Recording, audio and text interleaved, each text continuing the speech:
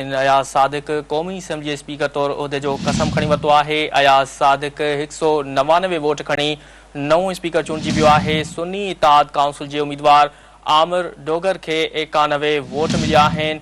इहा अहम ख़बर आहे जेका असां शेयर करे रहिया आहियूं। अयाज सादिक क़ौमी असम्बली जे स्पीकर तौर उहिदे जो कसम खणी वरितो आहे। अयाज सादिक 199 वोट खणी नओं स्पीकर चूंडिजी वियो आहे। सुन्नी इत्तेहाद काउंसिल जे उम्मीदवार आमिर डोगर खे 91 वोट मिलिया आहिनि।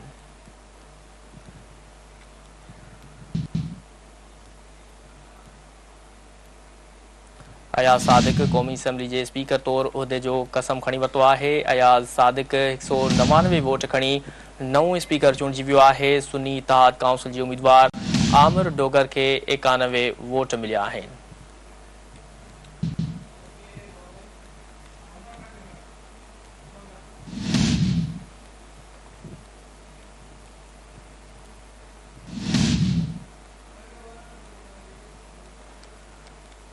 अयाज सादिक क़ौमी असम्बली जे स्पीकर तौर उहिदे जो कसम खणी वरितो।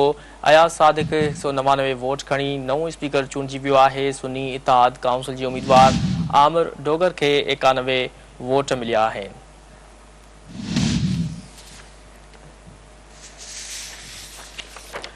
कसम खणण खां पोइ नए चूंडियल स्पीकर अयाज सादिक ख़िताब कंदे चयो त मां पंहिंजे उहिदे जो कसम खणियो आहे।